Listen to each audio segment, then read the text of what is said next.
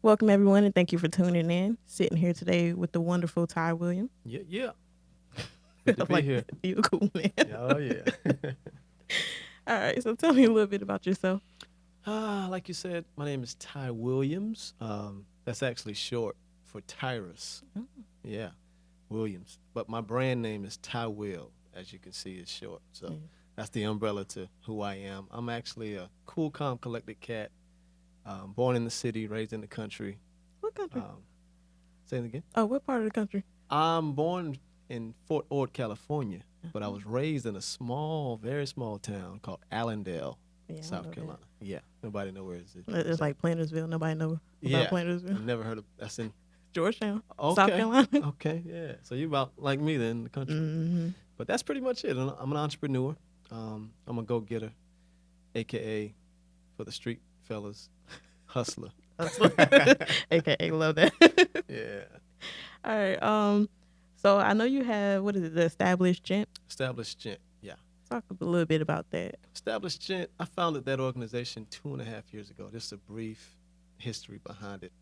Established Gent was birthed from me being separated from my wife. I was married for 6.5 years. My divorce will be final on the 14th, actually. Whoop whoop, or not maybe. I don't know.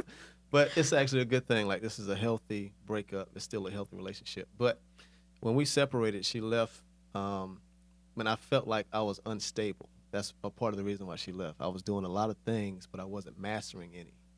So what happened was, it kind of shook me and woke me up to say, hey, you need to establish yourself, get your stuff together. So out of that, I just kind of checked myself. I changed my style. I changed my attitude. I changed who I hung around. I just wanted to focus on what would help me build to be a better man. And that's how Established Gent came about. So That's pretty dope. yeah. The part when you said you changed who you hang around, Mm-hmm. I feel like a lot of times, oh Lord, I feel like a lot of times people are afraid to adjust either their friends or whatever community Right. because they're afraid people will be like, oh, you don't hang out with us anymore. You're brand new, or what's the, I don't know, I can't remember what it's called. The younger people say like you fake and all that other stuff. Yeah. But yeah. sometimes to grow, you kind of need to adjust that a little bit to help find yourself. Yeah. Anything that grows always peels off. Yeah, definitely true. Yeah, that's a quote. You can tweet that, Well, I'm steal that one. Yeah, steal it. Write it down. Hashtag Ty Will on it. Ty Will. Ty Will said it. You also have Cut by Ty. Cut by Ty. I'm a private professional barber back in Columbia, South Carolina.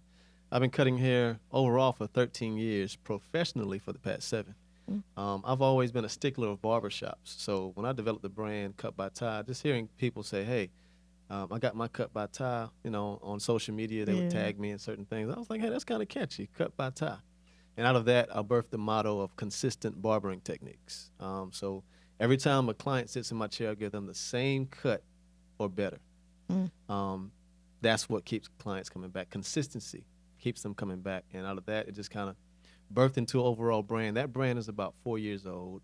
I cut privately in my photography studio, by appointment only. I stick with the time. I'm a stickler. I'm very pricey, but it's worth it because I'm private, and a lot of clients that I service are kind of high end. So it's a good brand. I always see your pictures on like Facebook. I'm like, Yeah, this man out here I'm doing it, man. doing trying the to, thing. I'm I'm be like doing- you. I'm be great one You day. can do it. You can I'm do working on it. And then my point of view, MPOV. Yeah, MPOV, abbreviated for my point of view, photography, pretty much my point of view media, because I'm actually dabbing in photography and videography. I'm a creative director for a church back in Columbia. So I do all the live streaming, all the pictures, all the videos, and all the media stuff. That was birthed. A lot of my businesses were birthed from a painful place. My point of view media was birthed from my mom's death back in 2013. She died close to Valentine, and being that I was her oldest child, I had to be the one to go through all the planning and preparation and all that stuff. And I went through her stuff. I could not find a picture of her for nothing in the world. So I had to go back home, and again, like I said, I was married, so she was in my wedding pictures. Of course, you have to take pictures with your mom and all that stuff. So I took one of those pictures and I cropped it out, and we made that for her obituary. And I said that day that I would not let another person in my family pass away without having a recent picture. So every time I come around, I'm going to have a camera. And it just kind of birthed. People like your shots, and they say, hey, can you do this? Can you do this? And it helped me to study. I did attend the University of YouTube. Okay, YouTube. YouTube University. And that's how I learned.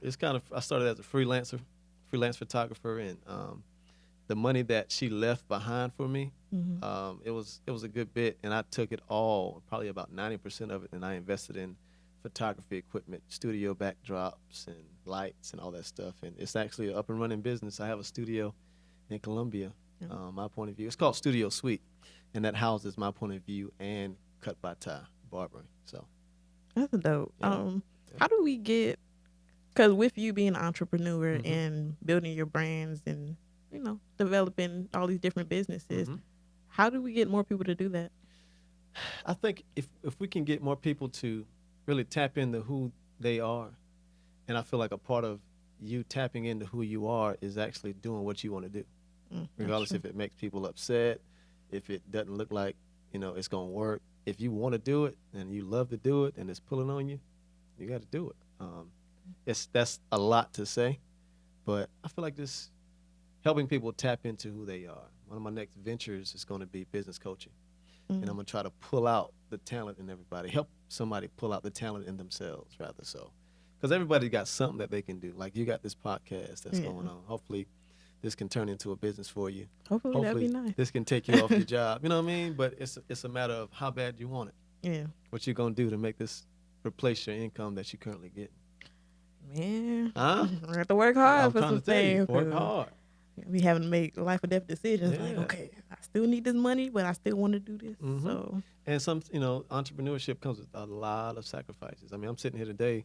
I'm 13 years in as an entrepreneur, so it looks like a piece of cake right now. But my first 6 years, it was a little rough. You know what I mean? I had to, you know, stay with different people. I had different roommates. I lost cars.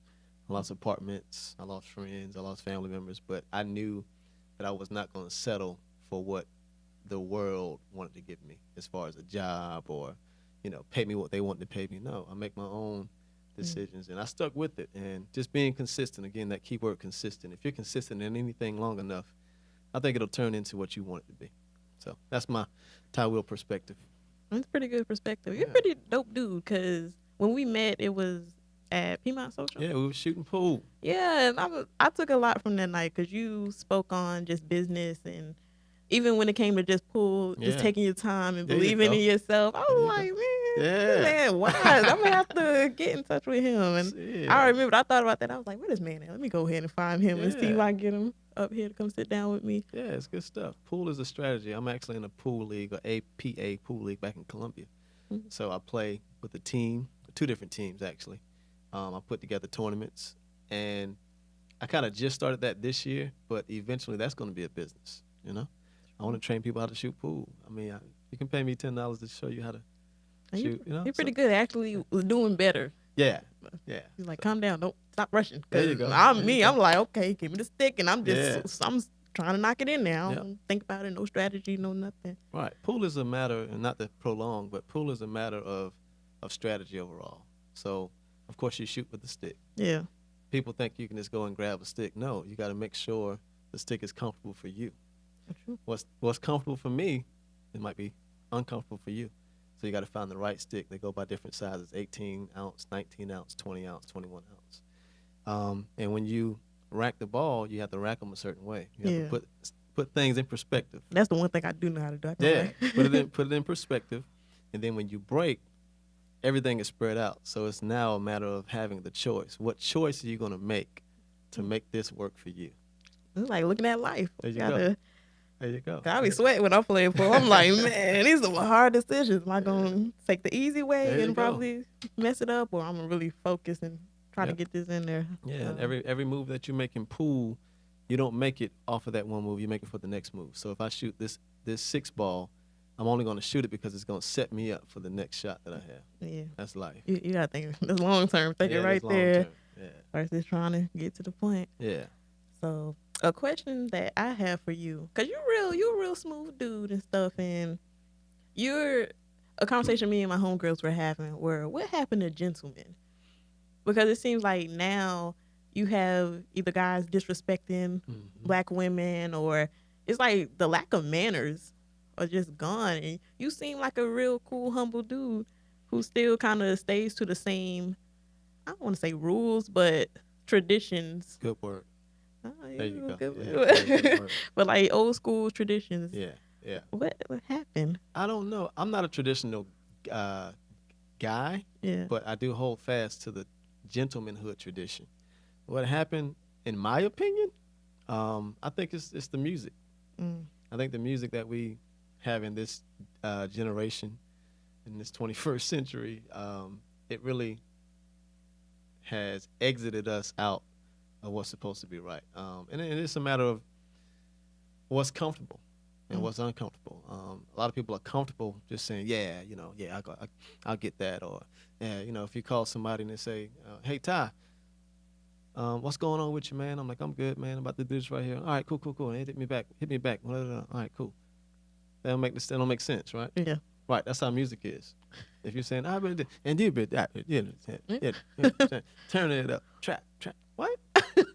The beat's so catchy. Yeah. I'm like, okay. So it's comfortable because, I don't understand what you're saying, but I catch the beat. But if you show me some lyrics, then maybe, it'll challenge me to say, hey, beat what up? What am I beating up? Yeah. You know what I mean? That kind of might not make sense, but it's just a matter of, I think if we get back to making sense and getting uncomfortable with learning, yes, ma'am, no, ma'am, no, sir, all that good stuff. Opening doors, not just for your girl, but everybody. Again, I was married. I got a 4-year-old daughter. She don't touch nothing. Daddy fixes everything for her. So the only kind of man she's gonna know is a gentleman. So I'm gonna open the door for her. I'm gonna hold what's heavy, all that type stuff. So it's just a matter of tradition. I just believe that the man should make it as light as possible for a woman. And if you do those things, I think everything else comes naturally. Yeah. That's just my perspective, though. But the music has really influenced us. We're calling females, out of their names, and I'm saying we as African Americans, it's in our music more so. Definitely. So I think that's going back. Hopefully, this is making sense now. It's going back to that comfort zone. I'm comfortable by calling you this and that, and then the females are saying, hey, it's in the music, so everybody's saying it, and they don't really mean no harm, so it's cool. No, it's not cool. Yeah, and females, we call each other, you this, you block it out some of the words, right. But we kind of do the same thing. So you're right, we do. A lot of it is music and our peers, definitely. Yep, and that comfort zone, that's from not just music, but that's from women as well. A lot of women, they don't want a gentleman. I mean, I'm just being real. I can go on about that as well. But, they think, okay, well, he don't argue with me, or he don't put his hands on me, or he don't, really show me the defense. He don't show me that he got my back, or he's strong. So I don't want no weak man. Really? Being a gentleman ain't really saying that you're weak. I mean, you know what I'm saying? I just choose not to do what the other thugs or the gangsters do. So it's kind of two ways. And that's what I'm getting back to. It's this. We're comfortable where we are, so gentlemanhood, or being a gentleman, can be challenging because you got to be on your P's and Q's at all times. Yeah, that one of my homeboys, he was talking to me about dating in general, and one of the things he pointed out, he was like, "You don't really." For his perspective, he was saying, "I don't know what I wanted," because I told him I wanted a good balance. Yeah, I want a gentleman. I want the respect thing because that's really important, but at the same time, I want you to be able to hold your own. There you go. I don't want you to be a pushover. Right. And let me, if we're having a conversation about something, you're like, yeah, you can have that. Yeah, you can have that. Because sometimes you need to say no. Like, don't have me like, oh, yeah, you can have whatever. You can buy this. It's okay to say no. And I think sometimes the lines get crossed because women associate being a guy being nice with being, I guess, a punk in a sense, since a lot of people can relate to that. And it's like, it's not the same. Y'all do that. Like, he's not a punk because he's nice. He got good parents raising him right, Right. All that good jazz. But something you said that I really, respected was when you were talking about your daughter, and you said that you do all the heavy lifting for her so that she can know how to be treated. There you go. Yeah. I think that's a good point that you made, and a lot of people really should do, because especially with people saying that as African Americans, sometimes we don't have those father figures. Other times when we do, sometimes they're not the greatest father, or they don't do that. So when a woman decides she wants to be in a relationship or get married, she's kind of how she got treated. That's that mark she's looking for, because she don't know any better. She don't know no better. So yeah, it's just a matter of, I think if we have both male and female have that father figure that's active, and not just active meaning, buying me shoes to go back to school or taking me out once a month. No, I'm active in your life. Yeah. So I'm gonna show you, regardless if your mom and I aren't together, I'm showing you that I still have a vital part in your life. And as a man, you may be a female, but this is how a man is. Yeah. This is what a man does.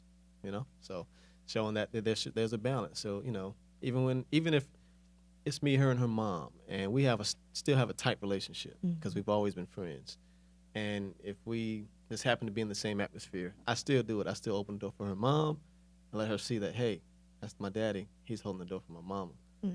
You know what I mean? Same thing. I got to show it. I got to be consistent. Again, my whole word today is consistency. Consistent and being an example. Yeah, in all your ways.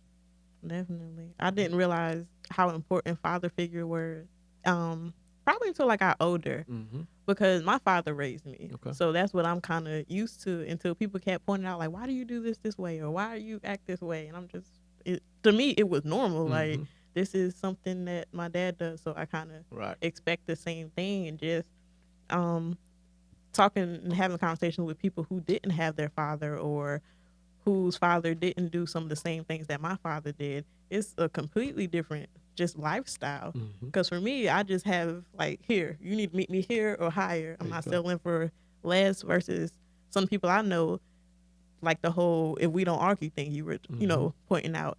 Like, that's not love, boo. Right. That's not love at all. Yeah, I've experienced something in my past where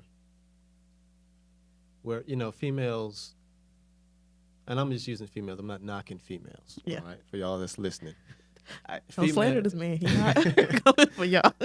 Females, they want a particular guy. So you see, let's just use for an example a Denzel Washington or a Morris Chestnut or a Will Smith. That's cool. You see his looks, you see his outer appearance, and you see on the movies that they do this type thing. But then it's a different story to go home with that man. Yeah. Because that man is still a man at the end of the day. I don't care if he's a pastor, a preacher, a president. At the end of the day, he's still a man. Okay?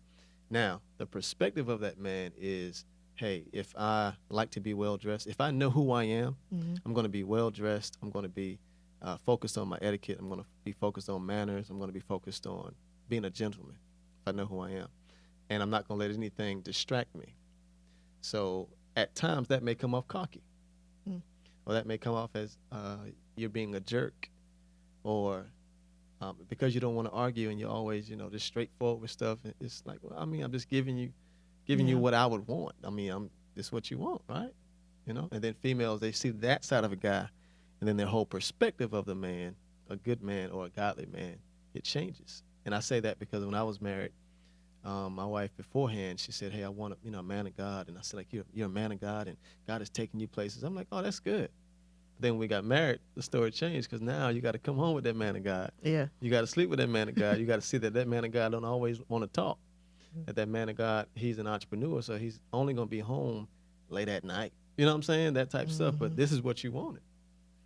You know what I'm saying? You asked for. So it's changed. Now, of course, you've got to have balance on both parties. I got to make decisions and say, hey, I'm not doing business after this hour because I need to be home with family. Of course, you got to go through that. But at the same time, if you want that man of God or that successful entrepreneur man, know that there's weight that comes with it. And the way that he responds, it's not really going to be disrespectful. It may be straightforward. It may come off jerkish or cocky. But at the same time, that's who that man is. That's a part of what you want. You can't say, I want this type of guy, and then only expect that type of guy the whole time. That's definitely true. You know what I'm saying? Same thing with a man. We can't say, I want this type of woman. I can't want the J-Lo, which I love J-Lo. Thank you, Lord. But I love DR women. But I can't say I love black women as well. But you can't say I want this girl, and then at the end of the day, she looks good. She's got a nice body, nice smile. And at the end of the day, I realize that she's quiet. She's an introvert. And it's like, I thought she was, well, it's like, no, that's what you want. You know what I'm saying? Yeah. So you got to consider all sides. And you got to get to know people. You got to get to know people. Especially, like, I know a few people who jumped into relationships, which there's nothing wrong with that. Yeah.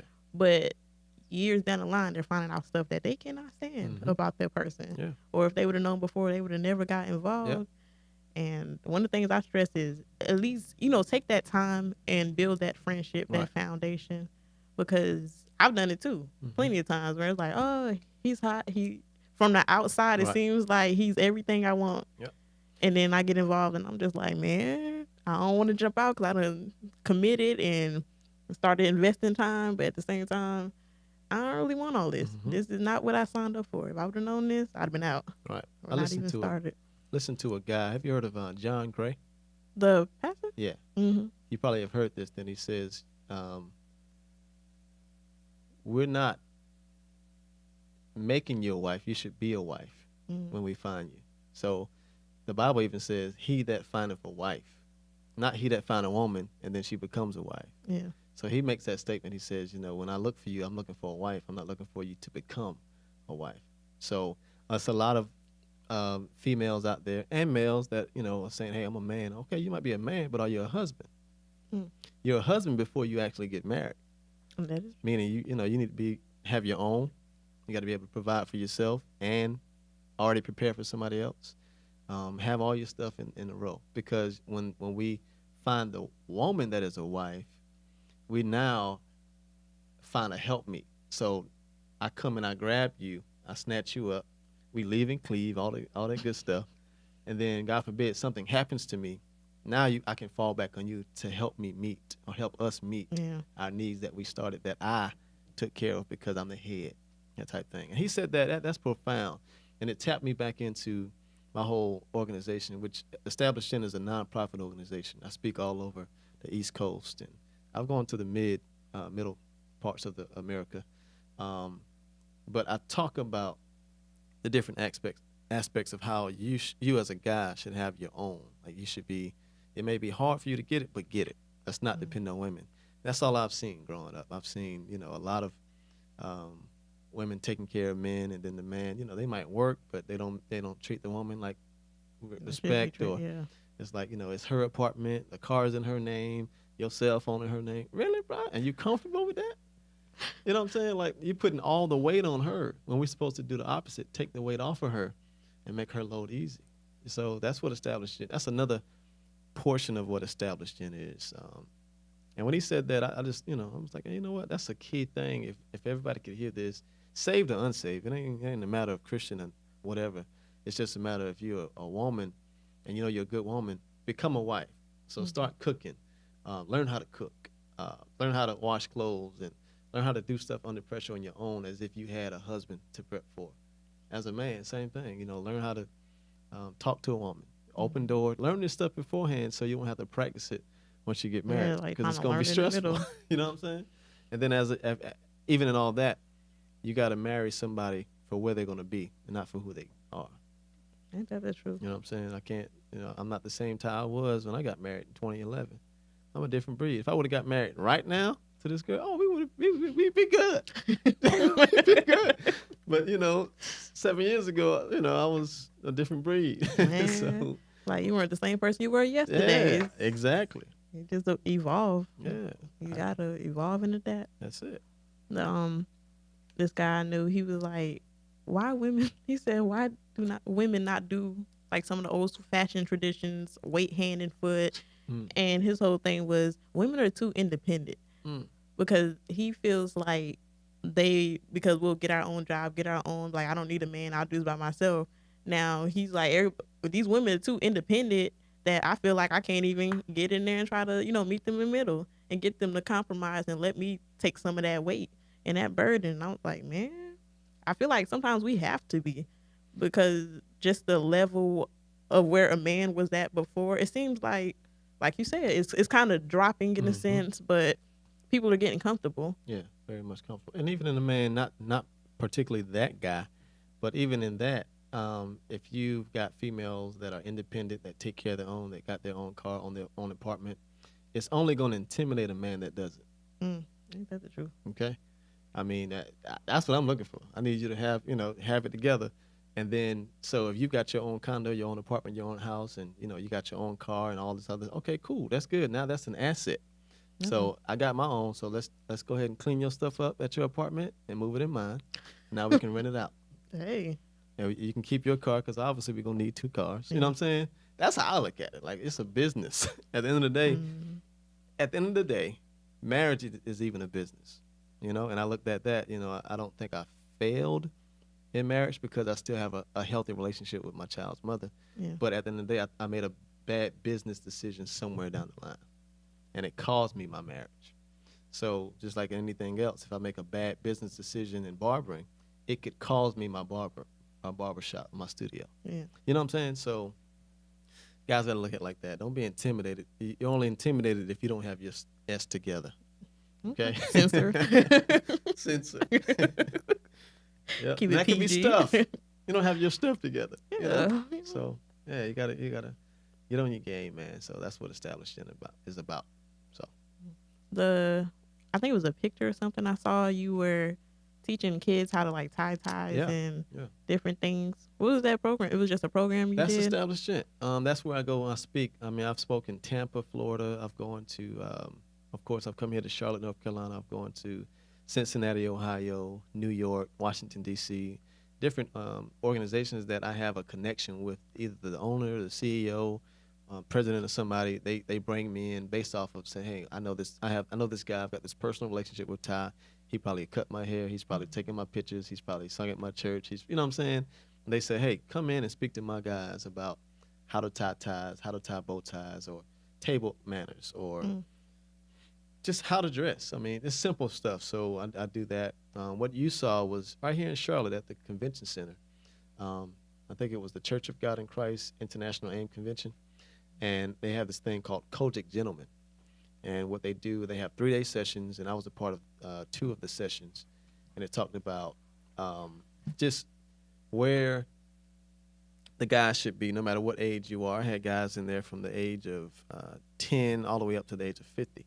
And what happens is, a lot of them, they see people with ties and stuff on, but they don't know how that tie got tied like that. And then just because you see a certain guy with a tie doesn't mean that tie is for you. So I go into the nitty gritty of it, like the technique stuff. I said, hey, like for me, I'm a petite guy. I'm 5'6.5", 160 pounds. I'm slim. So my tie is going to be different from the guy that's 6'5", 220 pounds. Yeah. So I teach those type tactics because you got a lot of guys walking around my size with these big knots, and they think they look good. No, they look country. Okay? Not country. Take that off and let's try again. Or just don't wear one, So that's what that's about. I was particularly, that picture you saw was a part of the how to TY a TIE. Oh, I like that. Yeah. I get it. That's the one. Yeah. Cool. Hashtag Ty Will. Keep throwing stuff out there. Yeah. It's little nuggets, Yeah. That's dope, though. Because I remember somebody asked me how to tie a tie, which I know how to do because I was with my father all my life because he raised me. And I'm like, why do people not know this anymore? Yeah. They're getting away from that's a tradition. That's a male tradition that every male should know how to tie a tie. I mean, I don't care who you are. You should know how to tie a tie as a male. Yeah. So how, since you going through a divorce, how do you keep that peace? Well, for one, I'm a believer. I'm a Christian.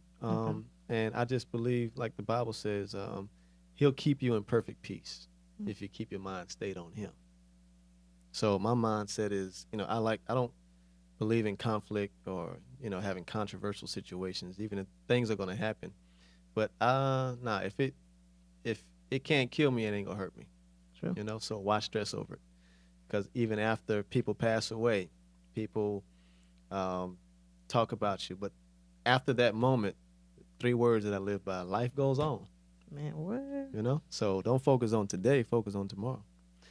So that's how I keep the peace. And then my child's mother, We've been friends. We were friends before.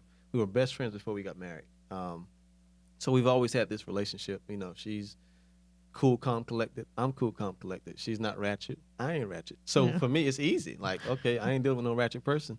I'm sure if she was ratchet, and it probably wouldn't be as peaceful as it is. So I'm grateful. That's why I said it's still healthy, even though it's, you know, we're severing ties. It's still a healthy thing. I mean, I still see them every day. Pick my daughter up every day from her mom's house. So, you know, we still have a relationship. We laugh. We, you know, still take ussies, all this stuff. It's very, very, we take ussies. It's very, you know, very, very weird. You know, you would not think that we're going through a divorce, but, you know, we just knew we grew apart. Yeah. And we thank God for he was the center of it all. So, that's how I can stay calm and peaceful. Good. I was in this group chat, we were discussing marriage, and I started from a point where I don't want to get married just because I had seen just so much happen to I want to get married, and now I'm back. I realized I need to be married to the right person. There you go. Yeah, indeed. And it took me the longest time to get to that. And I also realized that a lot of people aren't getting married anymore. No. You wonder why? I definitely want to know why. I don't know why, but I got some suggestions as to why. I feel like, and I'm a man, I mean, I feel like it's a lot of, again, we go back to that word comfort. A lot of women prefer to be side chicks. A lot of women don't want commitment. A lot of guys definitely don't want commitment. They just want to have their cake and eat it too, you know. Or some guys, you know, they like cake, chips, little fresh mints. They like the whole plate. That some guys just don't want a cake on the plate. They want everything. Yeah, they breakfast, want everything. lunch, dinner, dessert, brunch. Yeah. So, and there's so much out there. I think people feel like they'll miss out if they lock something in. So that's why I think, you know, guys can have multiple women. And in the older days, I heard an older guy say this, you know, it used to be, I heard DL say this, DL Hughley said, man, back in the days, it used to be where this guy had a family on the other side of town, and you didn't find out until his funeral. Man. I mean, that funeral probably crazy, though. You know what I'm saying? It's like, who are you? That's my daddy. That's my daddy. Who are you? That's my husband. That's mine, too. Exactly, you know? So it's always kind of been going around, but I think, again, with our music and our, you know, reality TV shows, they're showing we're exposed more to, you know, homosexuality and adultery and robbery and how to lie, how to cheat. Yeah. We're exposed to it, so it's become a comfort zone to say, hey, if they did it, if this rapper did it, if this actress did it, I can do it too in my community. So that's what's going on. You got to be real careful out there. You definitely, especially even when it comes to the, what is it, download thing? Yeah. Man, that makes me mad. Yeah. Because it's like, me personally, I don't care if you gay, straight, if you a good person, you a good person. But the whole download thing, like, don't have a family, put them through all this hurt, but then this is your preference. This is what you're really doing. Right. Because you destroying your family. Like, just think about other people. Yeah. At the end of the day, something. it is selfish. Yeah. It's a selfish move. And that's, you know, like you just said, that scenario, or if it's a man that's, you know, not DL and he's cheating on his wife, yeah, you're selfish at the end of the day. You know, I've been in those situations. I ain't perfect. You know, I stepped out on my wife and I ain't care. But I was selfish. Yeah. And I'm strong enough now to confess that, to say, hey, I've grown from that. That's the past. And I know now I can't be selfish anymore. So, you know, you learn from those mistakes. But yeah, a lot of people are selfish, and it's a self-made generation now. So you got, you know, Instagram, it starts with the what? I. Yeah. Yeah, all Definitely. me. You know what I'm saying? I mean, yeah. So it's just a matter of Facebook. You know, everybody got exposure to everybody. DMs, like baseball players, you're sliding in there. You know all the time. There's always crazy stuff. Yeah, relationships happen off DMs. You know what I mean? It does. So it's a lot. It's a different world. I mean, from where our parents came from and our grandparents, it's totally different. Love was strong when our grandparents were together. You know what I'm saying? It was completely different. They ain't had no Facebook, no social media. They spoke to each other. Wasn't at the dinner table on your phone. Yeah. They ate dinner together. Now everybody grab their food. I'm gonna go to my room. I'm gonna do this. Yeah, that's a tradition that we've gotten away from. Yeah, I still at my apartment, even though I live alone. God bless you. I still sit at my table and eat. I don't believe in eating in the living room. that's just a tradition. I'm like, hey, my parents did it when they were, they were together when I was younger. They divorced when I was middle-aged, like 14. But we ate dinner at the table. Even if it was quiet, we were all at the table together. You didn't get up from that table until your food was finished. Man. Yeah, so even as a 36-year-old man, I still sit at my table by myself and I eat my food. You know what I'm saying? That's what we do. It's like that little bit of peace. Cause I eat in my car, driving, rushing somewhere, eating on the couch, in the bed, just cause I want to be comfortable. Yeah. But what's that word again? Comfort. Word of the day. Yeah. And see, what comfort can get us a number of things, but I think comfort, if we're comfortable doing certain things, like you said, not bashing you, but if you're comfortable eating in your bed, that can cause other things. That can cause, rodents. Let's just be an example, because small crumbs, it can cause bigger problems at the end of the day. Yeah. If we're comfortable texting a female, that ain't our girl, that belongs to somebody else.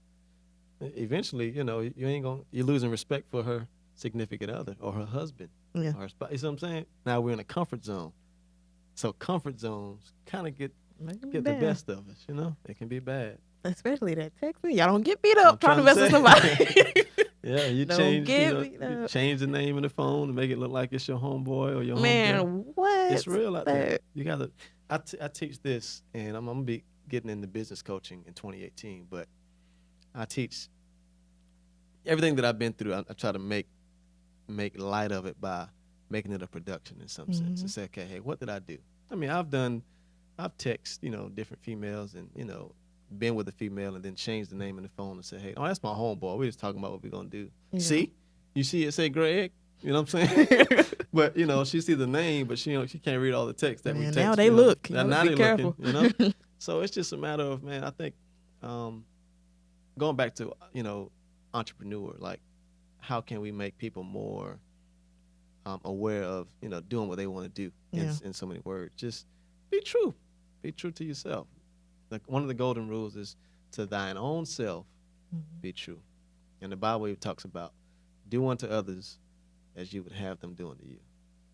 True that. So if I'm going to talk to you this type of way, it's because I can handle if you were to talk to me this type of way. I'm going to be straightforward with you, it's because I want you to be straightforward with me. Yeah. So, yeah, I can go on and on. I'm sorry. You're good. That's a really great point. Because even now, I've learned to be honest with myself about what I want to do, what I don't want to do, what's making me happy. Because before, I feel like sometimes I get into this mindset where, well, I don't want this person to be upset, or I don't want my family to feel this type of way. And now I'm just like, you know what? Y'all gonna love me regardless. Right. And if I disappoint you, okay, life goes on. Right. We're gonna roll with the punches. Even when it comes to like relationships, because I was in a relationship for a pretty long time, too long, honestly. But is it too long? Well, okay, I'm not on here trying to bash him. It's not even like that. Bash no, him. it's too long in the sense that I knew things weren't working, and that's not saying don't try in a relationship. Right. Completely different, but you got to be honest with yourself and know when you get to a certain point that this is just not going to work for you. And even past then, I just kept pushing and pushing to the point where it almost destroyed us just individually. So that's what I mean. I got you. That sounds better. Not like, like, oh, I hate him. Not like that at all. I still love him. He, good people. We just shouldn't have been in that situation without getting the help or trying to help ourselves at that point. Yeah, but I forgot where I was going with this. Okay. Following your lead. I was going somewhere with this. I got completely off. But back to being honest with yourself. Yeah. Sometimes you got to realize this isn't who I am, or this isn't right. Because even at my, my real job, I guess now, like I'm just kind of going through the motions. I know that's not where I want to be, and I know that's not who I am as a person. But I need that check right now. There you go. I understand. Yeah. And even while you're there, just a coaching moment. While you're there, make every point count. So while you're there, whatever you're doing, see how that could benefit you in your personal life. And I did that before I became an entrepreneur. I was working for a company called Colonial Life. Whoop whoop! Shout out Colonial Life. Sponsor. Yeah, sponsor. They need to be sponsored. So. But And what I did, I took notes from my manager in every meeting. I took, notes about what they were going to be doing next, the next step, strategies and discipline and how to communicate and all this other stuff. And she would always say, Ty, I want you to get these notes back to me within about 48 to 72 hours, because I was good at writing. I think I have good handwriting. And she kind of took note of that and said, hey, you write pretty good. Come follow me. So that's how I got it. But she said, make 2 copies. Keep one as an archive and then always give me one, just in case something happens and I misplace. I was like, cool. It got to a point where she never misplaced the first one. So the second one's always stacked up. So I began to take them home. And I began to read through them like, oh, that was good. Like I've always been a fan of quotes and reading and say, oh, that was cool. They talked about the meeting was boring, but this right here that was fire. So I began to accumulate all these notes that I had written. And before you knew it, I started applying them to my personal life because I started cutting hair before they fired me. Okay. So I always left there, and I had to dress business casual there. So when I left there, I only had like 20 minutes to get to the barbershop. So I went to the barbershop in slacks, loafers, and a tucked-in shirt. So the people like, oh, this dude here is serious. I mean, I am, but I was actually coming from work. Yeah. So I had time to change because I would have put on some jeans and some Jordans and a fitted cap. But it set a standard for me to say, hey, like they respect me now because I've got on different attire, And what I did was I began to apply different things, being there on time, speaking to the clients and etiquette, professional eye-to-eye contact, everything that they talked about in the meeting that managers should do. I began to apply it to myself, and I became a manager in my own life. Yeah. So when they fired me, all the principles that I had learned at Colonial Life still apply to my business today. I'm still on time. I still dress a certain way for barbering. I still, believe in communicating through email, text, and all this other stuff. Still being on time. All that stuff still applies. That's smart. Yeah, so take something from that job and apply it to your personal life. Because what if they close down? You know what I'm saying? You still got to let that job live on through you. Yeah. Yeah, definitely. So you're there on purpose, though. Yeah. Well, I hope I get a lot out of it. Man, some of the stuff's been happening. But I'm thankful to at least have something. Yeah, so. Yeah. And let it fund your personal business if you can. It's gonna have to, cause that's all I got right now. So get this together. But how do you? I know it's hard being just Black in general in America. Yeah. And for me personally, I feel like just being a Black woman, we have to work already 3 times harder just being Black and then being a woman just to prove that I deserve to be here, even though we know we're more qualified than a lot of these people. Right.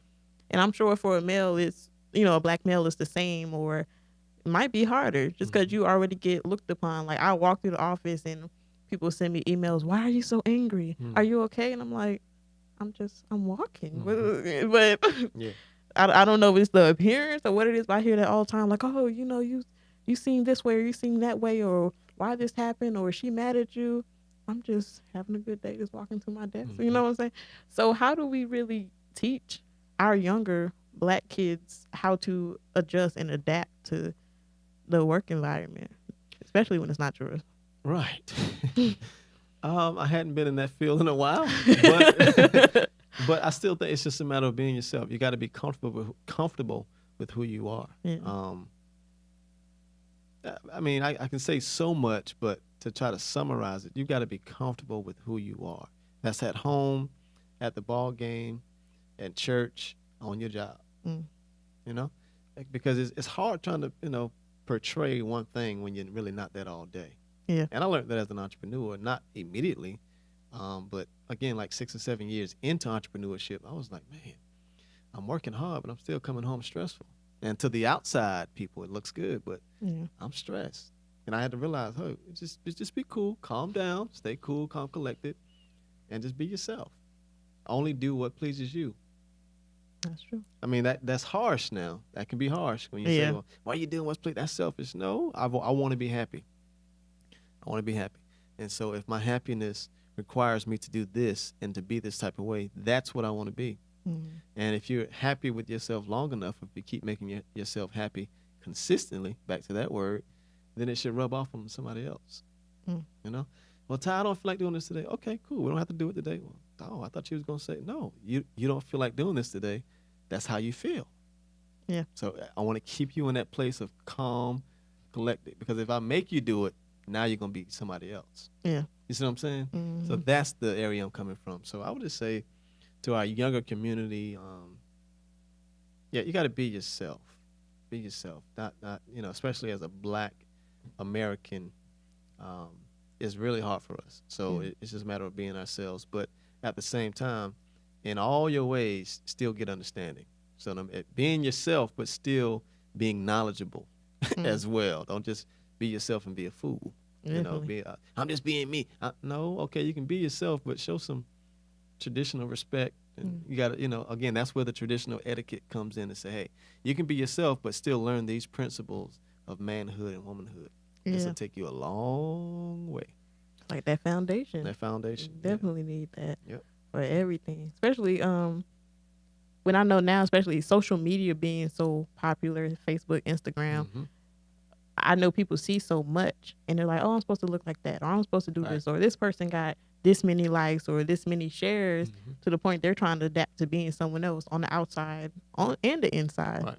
And this is crazy because a conversation I have with my younger cousin is, okay, she's doing that, but you were born this way. You're beautiful. You're this. You're intelligent. You want to sacrifice who you are for this? Right. Like, we weren't put on this earth to be the same as the next person. Right. You're you for a reason. And that's so hard to get younger kids to understand that now. Like, you're not supposed to look like her. She might not even look like her. That might not even be who she really is. She might be needled up. Like, you don't know. Take that makeup off. You somebody completely different. A beast underneath there.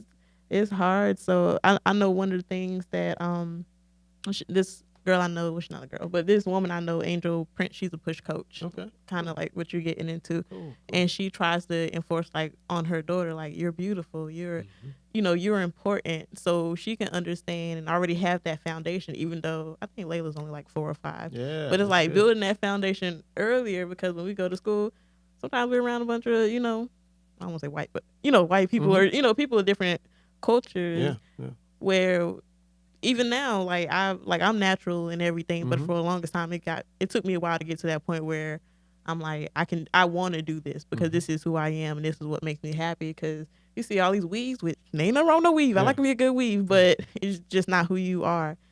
So how do we get kids to really embrace and respect themselves? You said the key thing about the young lady with her daughter. It starts at the home, showing the child that, hey, mom or dad is comfortable with who they are. So this is how you can continue to be you. I know you might see this on TV or social media, but this is who you are. All right, you're gonna be beautiful. I tell my daughter every day, I love you. Oh, you look good today.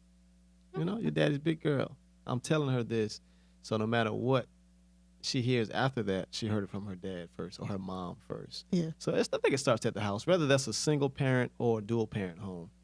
We gotta first know who we are, and then that'll in turn pour out onto the child. So these unbroken homes really don't cause a bad child. You can still be unbroken and still healthy. And, you know what I'm saying? Co-parenting, so far for me, is a great thing. And I still, speak life into my child. So I think we got to speak life into our parents. So we have parents out there in the African American community, as we know, that they just have kids just because they, quote unquote, making quote unquote mistakes. Yeah. But at the end of the day, that's a child. And even if you didn't have it when you were younger, offer them something different. So if we can wrap our minds around helping one another, I think we can tap more into it. But sometimes I see us fail each other. Yeah. So we push away from, well, that's her child. She want to raise them that way. That's going to be her. We'll see how they're going to turn out. Really? Instead of doing that, help them. Yeah. I ain't saying give them nothing financially if you don't want to, but help them in some type of way. So even if the child comes to stay with you while the mom is working and the mom is quote unquote ratchet, teach them something while the mom is at work.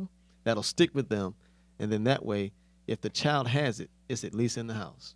It's that community building. There you go. It's the community. You have to get together. Because that's one of the things, even though I don't really too much like going back to Plantersville, it has nothing to do with, it's just, there's nothing to do. It's the middle nowhere. Yeah. That's someplace. Maybe if I retire, I'll go get some land you. or something. But that's one of the things I really enjoy about it is just everybody might not like each other, but everybody treats each other like family. And I mean, a lot of people are family there, but it's that level of respect. Like, you okay? Checking on you. You did your homework. Your parents good. And there's not a lot of that anymore. Right. Like dying communities, or it seems it's too much competition. And it's like, why is this person your competition? You black, I'm black. We family. We may not like each other, respect each other, but let's ride for each other. Yeah. Community. And the first part, not to be deep, I definitely ain't no scholar, but the first part of community pretty much is come. Where we come together. True that. And we help and build unity. You see what I'm saying? Community. I still struggle with that. I ain't gonna lie. I'm like you. I'm from Allendale, but I don't go back to Allendale like that. I'm hoping to go back Tuesday. Before we start this podcast, I was on FaceTime with some cousins from there. And I was like, all right, y'all, I got to go because y'all smoking as we speak. But let me get to this interview because, y'all might start saying some bad words and I don't want her to know that. So nothing against them. Yeah. I still show them that, hey, I might be living this type life and you're living that, but I still got your back. We're still cousins. Yeah. We're still connected. Yeah, you can call me any type of the day and I'm going to answer. So I try to do my community in that sense where when I first left home, 17, 18 years ago, I was like, peace. Y'all will never see me again. Coming back. With a scary voice. But, but I realized I was like, man, even with my mom's passing, like she passed February 13th, 2013. My last time seeing her was Christmas 2012. Okay. You see what I'm saying? Yeah, so I was like, dang, man, I could have been there. I could have at least went in January. You know what I mean? I make light of it now. I can laugh like, oh, I should have went there in January. You know what I'm saying? But last time I saw her was Christmas of 2012, and she passed away 2 months later. It's like, dang, I got to do better. So like now, I make that up with talking to my sister more and talking to my sister's son more and texting my aunts and, talking to my cousins on Facebook to say, hey, I know I hadn't been there for the past 17 years, but hey, I'm still a part of the family. Yeah, I'm here. Still come around. And I'm grateful that they still accept me to say, hey, we thought you that you were better than us, but you're realizing you ain't. Yeah. At the end of the day, I realize I'm not better than them. This is where I come from. So how can I talk about community on the podcast and not be about community in my own family? So I'm saying, hashtag. I will. Black unity. Power to the people. But those are really great points. Because my grandmother, she passed maybe 4 years ago.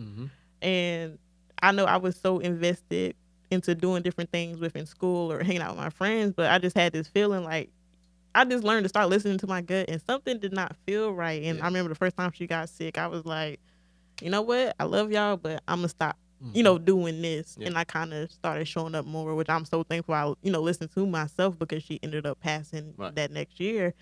But it made me want to be around family more and get back to family and get back to those different things or different traditions or values, because these little kids now are bad. Like, I don't, I want to be like, when I have kids, I don't want to beat my kids because my father didn't beat me and I knew there's other ways to do it. Yeah. But these kids now, I be in Walmart like, grab your child, maybe you might want to beat that one, but. Starts at home. Yeah. Like you said, it starts at home. So, yeah, like your dad didn't beat you. I don't remember my parents beating me, but the way they had us disciplined, for one, they were military. Oh. So, it was not really strict, but there was already a standard. So we kind of knew as children to say, hey, even if I want to say something because she fussing at me, my dad, he's a drill sergeant. So, and what I understand about drill sergeant is he fusses at them. So I don't want that. So I just be quiet. You know what I mean? So it starts at the house. Definitely starts at home. So. Definitely. But I know it's your birthday. Happy birthday. Woo, woo. You see that unity? That's unity. That's that black unity right now. Yeah, chapter 36. Black people are always on the same beat. That's it. Yeah. On the same beat, the same rhythm. Let the song come on. Yeah, so that shows that it's in us. Yeah. It's really in us. We got to just have that chemistry, Yeah. Flow with it. It's my birthday, but I'm good. I'm here till Monday. Thank you. Yeah, I ain't in no rush. I've been shopping, so the longer I'm in here, the less I get to shop. So you saving money. I'm saving money as we speak. Now you can send me if you want to donate to my birthday. I did get you a birthday gift though. What? I actually did. Oh, I got this on tape. Oh. Y'all catch this. I got you a birthday gift. And it's in a blue bag. I should have been live. I'm gonna open this. It's an orange. Oh, that ain't yours. Oh. I mean, you can have it because it's your birthday. Oh yeah. The orange is mine. Yeah, she got me a cupcake. Look, they probably fell over. I speed a little bit. Cool. This the thought that counts. It's the thought that counts. So she got me a black cupcake and a white cupcake. Talking about unity. Bringing the community together. I didn't know which one you liked. I would have got you all chocolate. I like both of them. I like both of them, man. You got me a card. I did get your card. Let me get him something. His birthday. He's doing this on his birthday. Oh, and some money. Yes, get you a birthday dinner. Get you a birthday you. dinner. So the card says, "May I please see your ID?" And it's got a drink on it. How you know I drink? Because I was with you when you was drinking. All right, we can block that out. I drink socially. Okay. There, you got carded on your birthday. Feels good every time. Happy birthday. This is good. Carded. You get it? This is a card. May God continue to bless you and use you as a tool to make a difference and be a blessing to others. Khadijah. Appreciate you. We're going to do a hug. Y'all probably can't see it. We're going to hug. Appreciate it, madam. You're welcome. Yeah. Good stuff. Good stuff. Yeah, I can definitely stay longer now. You done paid me. I was like, where we going? He can get at least a birthday dinner or something. Oh, I'm gonna get a good dinner with this. Maybe a real dessert, because my little cupcakes, they ain't making that hot. This is cool. I'm gonna snack on these on my way back. They were a little bit more together at one point. But if you will like the orange, you know. No, I'm fine. It just slipped in there. But respect. Because I saw, what's that guy's name? I don't know. It was something I saw on Facebook. Every once in a while, I scroll through real fast and actually look at videos. And these two young black kids were fighting, and he broke it up and had that talk with them like, what are you doing? You know what I'm saying? Yeah. You have a whole life, and don't throw it away or trying to fight somebody. This your brother. This your sister. There you go. Like, chill out. And I feel like more people need to do that. Cause with was it World Star? Yeah, World Star. Like, always fighting. Yeah. It's crazy. Exposing ourselves. Yeah, it's like it's so much negativity and different videos that just platform black people as being vicious or always fighting each other, and then that's when people go back to, well, black people kill each other, then we should be, that's not a way to justify shootings or anything that happens. It's not. We don't have that kindredness. That's a kind of standoutish word that we don't really use, but that kindred spirit says, hey, I know we're the same color, we're the same complexion. We might even be kin. It's something about you that I should want to be a benefit to and benefit from. So I think we miss that a lot. So no matter who I meet, I don't care if you have less money than me or have more money than me. I still believe in, hey, you never know. You might be the person that takes me to my next point in life as far as destiny, because everything has its, and I keep going back to scripture. I'm not a preacher. I've just been in church all my life.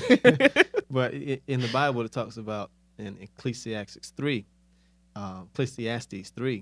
that there's a time and place for everything. Everything has its time and everything has its season. So anybody that comes into our lives, they're there, no matter if it's 5 minutes, 5 years, 5 months, 5 days, they're there on purpose. Yeah.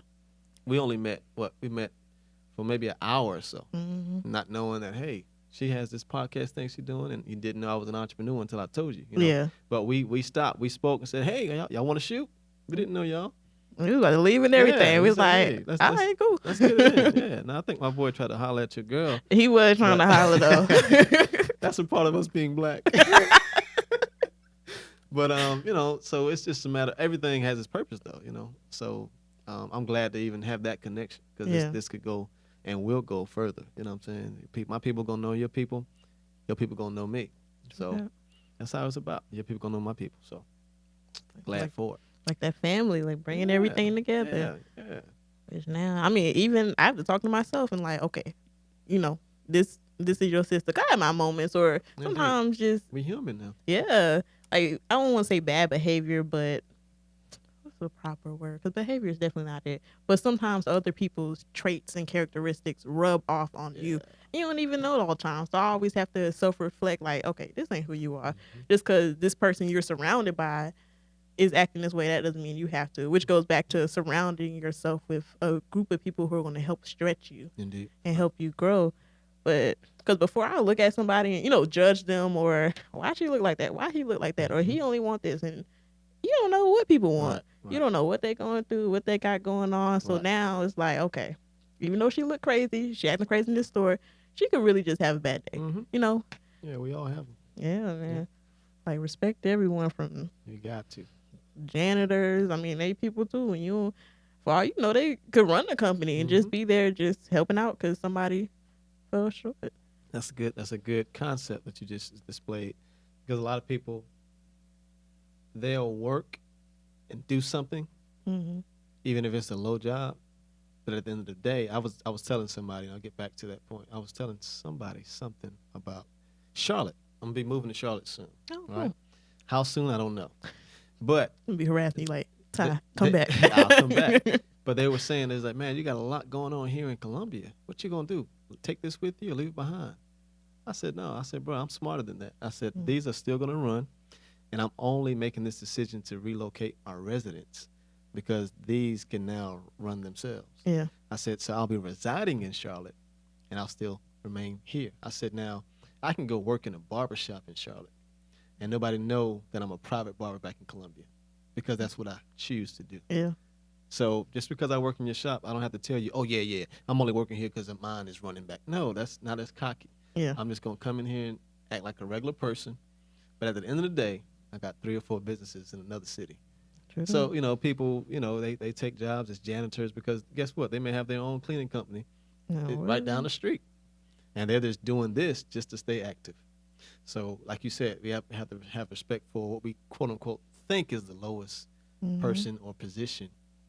Because at the end, in another level, they could be a whole nother CEO, president, or they could be the one to hire you. You don't know who's going to help you. Yeah. Or give your cousins or children jobs in the future. Yeah. So, yeah, like my name has to continue to grow so that when people know my daughter Madison, they'll automatically connect her to Tywell. Yeah, it's like setting that foundation. Yeah, leaving a legacy. Yeah. A legacy says, hey, when I'm gone, because you're connected to me, people will respect you. Which is smart, because I know they talk about like black people not knowing how to manage money, which I could definitely feel like we need to learn a little bit better. But that comes from, once again, not being taught. So these are things we need to be taught when we were younger, or if you don't know, don't let your child not know. Let's figure this out together. And those different things. But one of the things I also like when I was talking about I miss community, that's why I like going back to A&T, because that's where I went to. But like for homecoming, a lot of people are like, oh, it's homecoming, this, that, and the third. And it's like, it's that community, just that foundation. When there's a game going on, you have a beautiful crowd of black people, everybody supporting each other. Like, you can walk around somebody like, you want some fish? Like, man, I tell you, that's what I want everybody to get to. Like, don't act like a family at that one point. Act like a family year round. Support each other. You all call y'all's Aggie Pride? Aggie Pride. You see what I'm saying? Because everyone is proud to be an Aggie.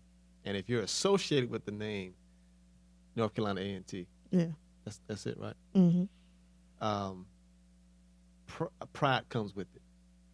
So even if I walked in here and I had on an Aggie sweatshirt, I'm like, hey. Exactly. You know what I'm saying? So I walked in here and you're black and I'm black. We should have been like, hey!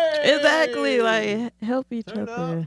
Because I put myself in this mindset where I support every black person. Like, I might not be able to give you anything, or I might be a little bit broke right now and I can't buy what you putting down, but I'm going to support you. I'm going to let you know, like, you're doing a good thing. Keep pushing. That's, I mean, even if it's words of wisdom, sometimes that's what people need. Yeah. Just like when you reached out to me, I said, hey, let me know I'll be there. I ain't even thinking about no money. No, just let me know, because I see you're doing something. From an entrepreneur to a future entrepreneur. Yeah, I'm doing for and to you what I would want you to do for me. If I was in the same situation, I want you to give me a chance. So, giving you a chance, you give me a chance. You know what I'm saying? Yeah. The same thing. We got to have that And it's a mindset. Let's go back to that. It's a mindset. It all starts in the mind. So if our minds are not on progressing as a people, as a person first, and then as a people, and as a community, we won't get too far. True. It won't get too far. It goes back. What is it called? Changing your mindset. Changing your mindset. Instead of being so closed-minded or hood mentality. Yep. I had a conversation with Mo James. She wrote this book, Let's Have a Conversation. Yeah. And we were talking about that too. Like, being so closed-minded is not a good thing. Mm-hmm. You need to stretch yourself, stretch your mind. Read a book. Because, I mean, I'm not always the best person when it comes to reading, but I've gotten back to, you need to read this many books a year, or you need to do that, because it helps you find yourself. You need to get your ideas flowing and your different things going, versus watching TV all day or being on Facebook. Like, get that knowledge. Yeah. I'm reading this book called The Intentional Leader. I believe that's the proper title, Intentional Leader. Young lady from Greenville, Nakia White.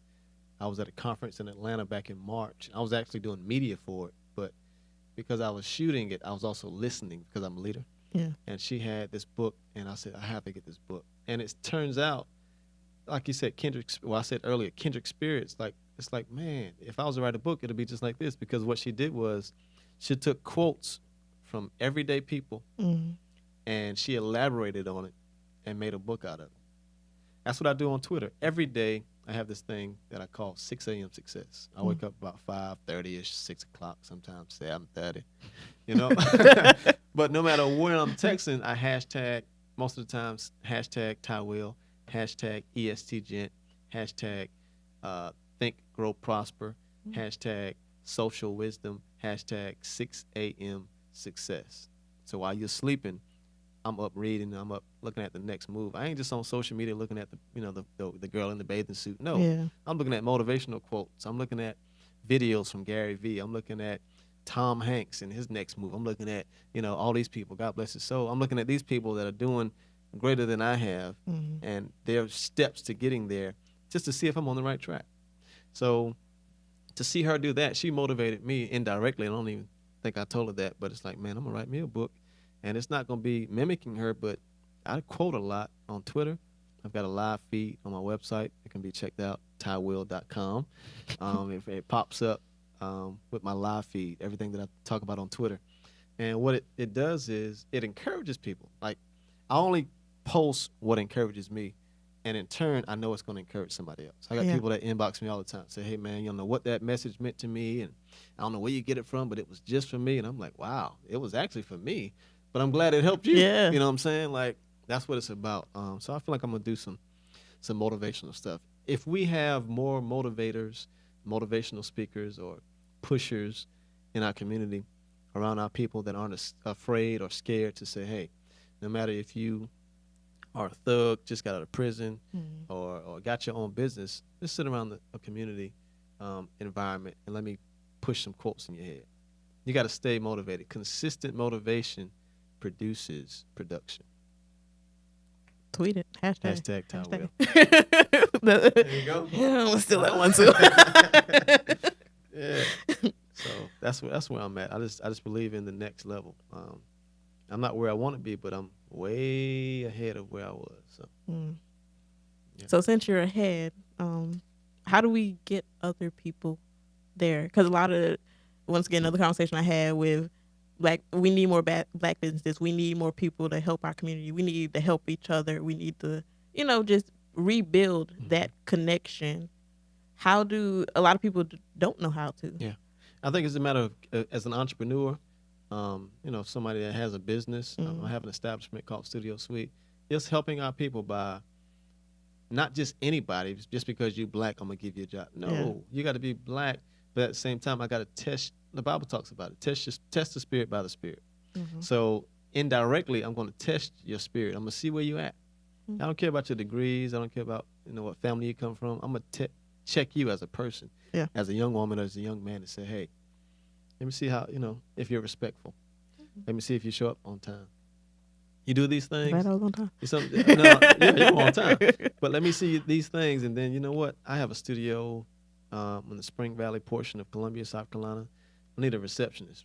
Just because it's the word receptionist doesn't mean it's a female. I can give it to a young man. Yeah. Because I know you're going to be on time. I know you're going to speak well if the phone rings. You know what I'm saying? I know you've got good handwriting. So I'm testing those areas in the young black person, male or female, and say, now I'm going to give you an opportunity. And I'm going to give you this opportunity because I believe also that if you had this business, you give somebody an opportunity. Yeah. And that's how we keep that tree rolling, that tree growing. I wouldn't give the opportunity to somebody that I know is just going to hold it for themselves. Mm-hmm. No. So. I like that, testing people. Yeah, test it. You got to and test holding people accountable. You got to hold. You definitely. You got to hold yourself accountable. You got to hold. Because I started holding everybody accountable. Mm-hmm. Like you got to take responsibility for what you do, and you got to move. Like people are watching. Yeah. Just don't stop doing something because you got to want it for yourself. I realize that you got to want it for yourself because ain't nobody else gonna do it for you. There you go. And you got to. And another way that we can help each other.